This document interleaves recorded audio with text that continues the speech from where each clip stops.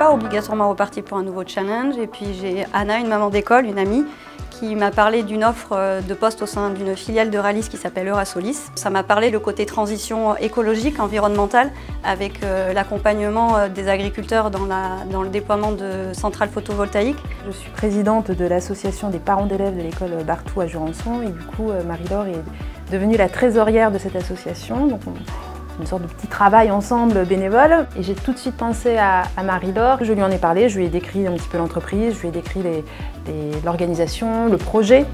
Ça correspondait assez bien à mon profil et surtout ce que j'avais envie de faire, une vision assez 360 de l'organisation. En termes de valeurs aussi, ça correspondait énormément à ce que j'avais aussi envie de retrouver. Quand Marie-Laure m'a informée du coup, de son intérêt de candidater à ce poste, j'en ai parlé du coup à la RH. Et puis j'ai rempli un formulaire de cooptation où on décrit un petit peu quelle est la personne qu'on coopte, pour quelles raisons, comment on a rencontré cette personne. Pour moi, la cooptation, c'est vraiment un dispositif de facilitation, à la fois sur le processus amont du recrutement, puisque c'est vrai que notre CV arrive peut-être plus facilement en haut de la pile, et c'est à la fois un processus de facilitation pour préparer l'entretien, puisqu'on avait passé un petit moment aussi avec Anna pour reprendre un peu l'historique, la genèse en fait, du projet Eurasolis, l'historique aussi de Rallis bien évidemment, et comprendre voilà, l'environnement de travail dans lequel j'allais arriver aussi.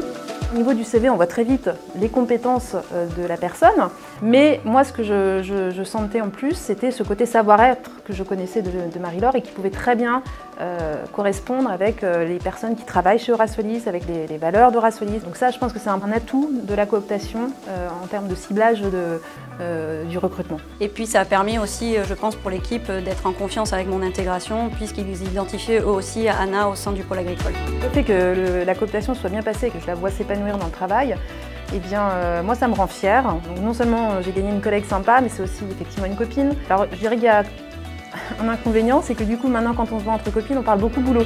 Je ne suis pas surprise en tout cas de l'aboutissement de cette cooptation.